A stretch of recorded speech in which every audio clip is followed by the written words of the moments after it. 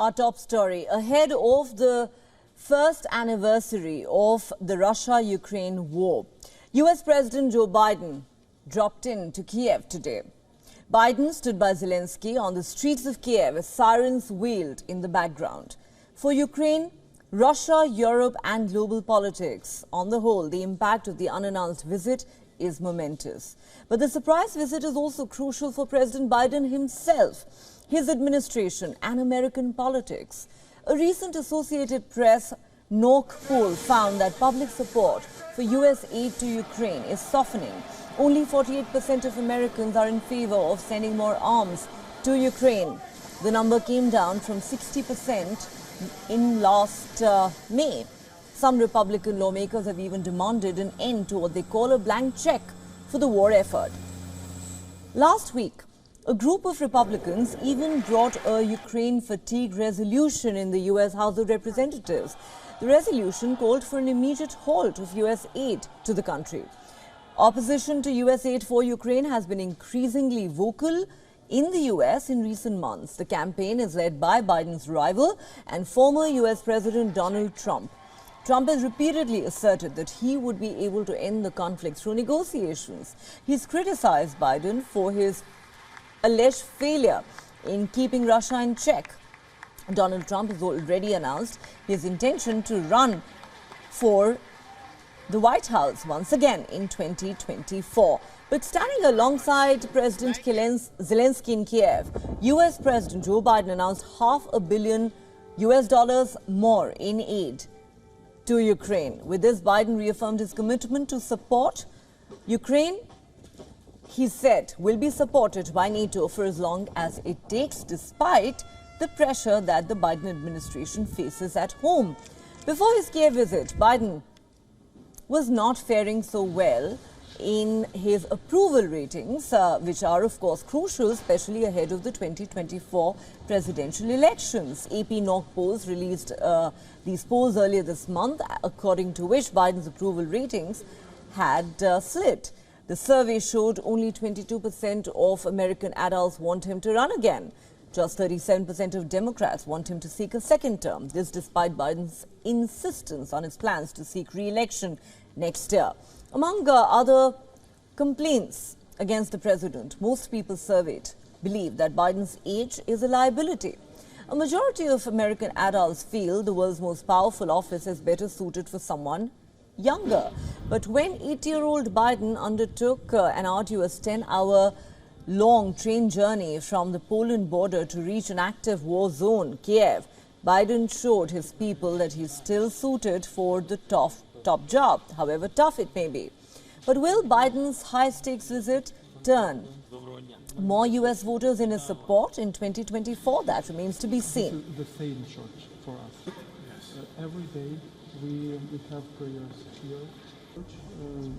St. John Apostle. Let's now go across to my colleague Anas Malik, who joins us live from Lviv in Ukraine. We're also joined, in fact, by Merowitz, a political commentator. We'll go across to Mr. Merowitz in just a moment. But Anas, to you first. A hugely significant visit. It's been described as a surprise visit. It's come at a very crucial time on the eve of the first anniversary of the war. And the statements made by President Biden are extremely significant. He has clearly said, we are committed to supporting Ukraine for as long as it takes. How has it been received in Kiev? What are some of the reactions that have come in? And what message do you think Biden has sent out, not just to Russia, but to the world? Well, last bit first, Neha. The lines are clearly drawn on the eve or almost on the eve of the one-year anniversary since Russia's invasion of Ukraine began. There are two superpowers who are in opposite camps, or their representatives have been visiting opposite camps. President Biden was in Kyiv, and Chinese State Councillor Wang Yi is in Moscow. So that explains the quantum or the magnitude of how or which side side can possibly this conflict sway to, or which side are the world powers or superpowers have put their weights behind on. That being said, at least in Kyiv here in Ukraine or in Lviv where I am, it is being viewed as a joyful moment by common people. I've been speaking to them throughout the day. There were expectations from the people here in Lviv that President Biden would be doing a bare minimum by visiting Kyiv, and not a favor to the Kyiv administration or to Ukrainian officials. And they said that this is what the US owes them to the least. That's what the people here believe. And rightly so. Then this visit happened, and we saw the same people saying that it was the right move. It came at the right time. What is pertinent to mention is that this is the first visit by any U.S. president to Kyiv since 2008. The last visit to Ukraine by any U.S. president was done in 2008 by the then U.S. President George W. Bush. There have been lots of affirmations, commitments, announcements, and I think the highlight being the talk by President Zelensky, or the demand by President Zelensky to President Biden, seeking long-range weapons, because in case, if at all, Ukraine gets them, then that can be a real game changer in this ongoing conflict or hostility between Russia and Ukraine. Neha? All right. Thanks very much, Anas, for getting us all those details from Lviv. Stay safe. We'll come back to you later for more. Let's now go across to Mark Merowitz for an analysis of what this Biden visit to Kyiv really means. Mr. Merowitz, we will come to what this might mean for domestic politics in the US in just a moment. But first, let's focus on its international ramifications and what this means for the Ukraine-Russia war. President Biden makes a surprise visit to Kyiv. The timing is not without significance. We're on the eve of the first anniversary of this war. He goes on to say Putin had underestimated us. He thought he would outlast us. He was counting on us not being able to unite NATO. But Putin's war is failing. This is about freedom and democracy, and we will support Ukraine for as long as it takes. How significant do you think is this message that President Biden has sent out today to Ukraine, to Russia, to his NATO allies, and indeed the rest of the world? It means absolutely nothing from the American point of view, because all politics is local. This trip has been highly controversial in the United States and very much disapproved. Look, today in the United States, it is President's Day, which commemorates President Washington, President Lincoln, and other commanders-in-chief. Many on the Republican side, including Governor DeSantis, who is likely a candidate for president, has said he has criticized Biden. And because it's, by the way, you talk about statistics, this is the only time, I believe, where an American president has visited a war zone where there are no American troops. DeSantis said, where is Biden in the United States? Why isn't he at the border with Mexico? Why isn't he in East Palestine, Ohio? I've been reading this a lot, where there was a tremendous derailment and large toxic fumes. Instead of taking a trip there, he goes a trip to Ukraine, commits $500 million more. And DeSantis said it, and also Speaker of the House, McCarthy and others, there is no blank check on Ukraine. So, yes, it is correct that the president has said that. It is correct to support Ukraine against the Russian aggression and their horrific behavior against civilians, against the people of Ukraine, sure. But from the American political point of view, this trip is a misstep, in my humble opinion, because, look, why is he there?